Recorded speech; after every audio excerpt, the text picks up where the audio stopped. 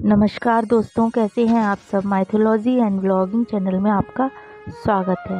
आज मैं आपको हरियाली तीज व्रत कथा सुनाने जा रही हूँ। आपको अच्छी लगे तो प्लीज़ इसे लाइक करें, शेयर करें एंड सब्सक्राइब करें। तो चलिए शुरू करते हैं। सावन मास के शुक्ल पक्ष की तृतीया तिथि को महिलाएं शिव पार्वती का विशेष पूजन करती हैं। उसे हरियाली तीज कहा जाता है। यह त्यौहार मुख्य रूप से उत्तर भारत में मनाया जाता है।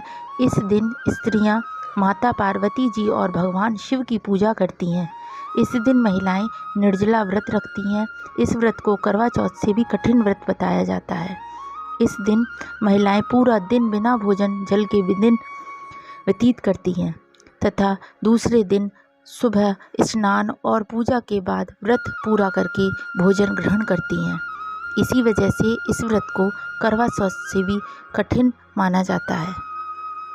इस दिन जगह जगह झूले पड़ते हैं। इस त्यौहार में स्त्रियां हरा लहरिया या चुनरी में गीत गाती हैं, मेहंदी लगाती हैं, श्रृंगार करती हैं, झूला झूलती हैं और नाचती हैं। हरियाली तीज के दिन अनेक स्थानों पर मेले लगते हैं और पार्वती माता की सवारी बड़ी धूमधाम से निकाली जाती है। हरियाली तीज की कथा। शिवजी ने पार्वती जी को उनके पूर्व जन्म का स्मरण कराने के लिए तीज की कथा सुनाई थी। शिवजी कहते हैं कि हे पार्वती, तुमने हिमालय पर मुझे वर के रूप में पाने के लिए घोर तप किया था। अन्न जल त्यागा, पत्ते खाए, सर्दी गर्मी बरसात में कष्ट सहे। तुम्हारे पिता दुखी थे। नारद जी तुम्हारे घर पधारे और कहा कि मैं भगवान विष्णु जी के भेजने पर आया हूँ। वह आपकी कन्या से प्रसन्न होकर विवाह करना चाहते हैं। अपनी राय बताएं। पर्वतराज प्रसन्नता से तुम्हारा विवाह विष्णु जी से करने को तैयार हो गए।